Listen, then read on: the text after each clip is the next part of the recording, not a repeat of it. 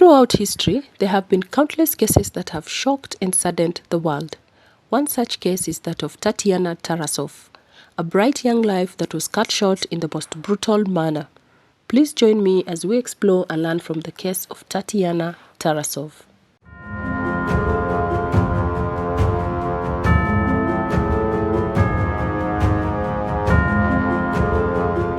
Hi friends, welcome to the Ira Faith channel. I am Ira and I post compelling true crime cases every week. So if that's your interest, please subscribe and hit the notification bell so that you don't miss an upload. Born in 1949, Tatiana Tarasoff had lived in the United States since she was 14 years old. The daughter of Russian immigrants who moved first to Brazil and then to the US, her parents were protective, even forbidding her from wearing makeup. She struggled against their rules, sometimes lying in order to do what she wanted or waiting until she was out of the house to apply her mascara. But she was generally obedient and tried to abide by her parents' rules as much as she could. In 1968, Tatiana met Prosenjit Poddar at a folk dancing class. Prosenjit was a student from Bengali, India, who entered the University of California, Berkeley as a graduate student in September 1967 and resided at the International House. He was born in India as a member of the Dalit or untouchable class, a group so low that they were considered beneath the four caste classes that made up the Hindu system. Prosenjit had fought terrible odds to leave home, let alone end up in a graduate program at Berkeley. Prosenjit had taken an interest in Tatiana, and after sharing a friendly kiss at New Year's Eve party, Prosenjit was certain that Tatiana liked him and that they were dating. However, for Tatiana, she was non-committal and uninterested in a relationship with him.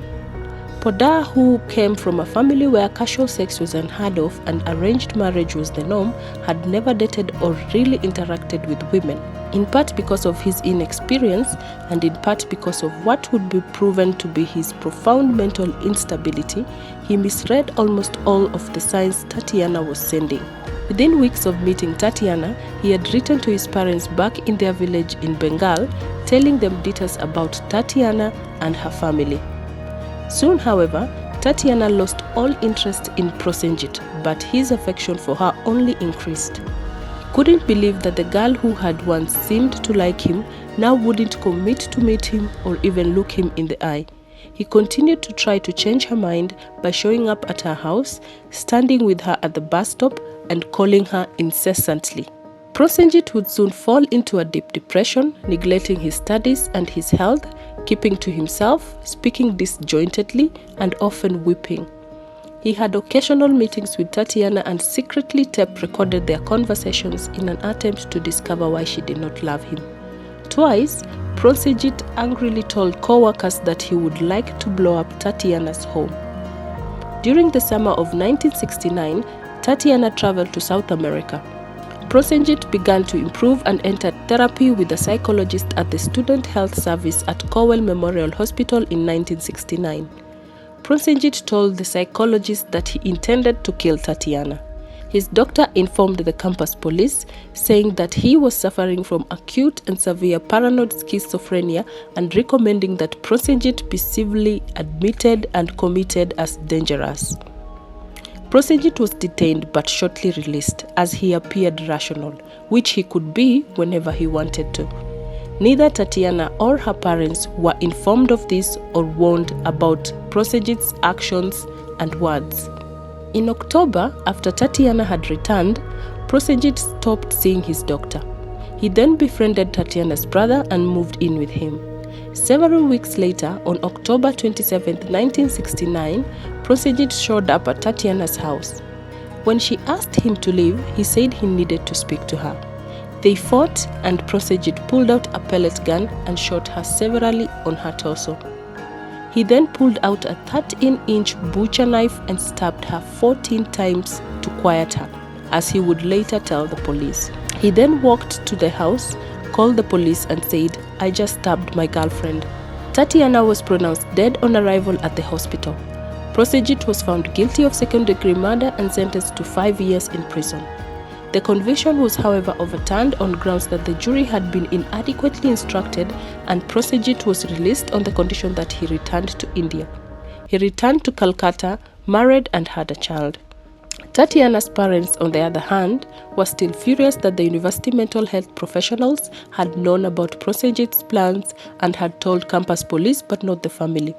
They therefore brought a wrongful death suit against the regents of the University of California.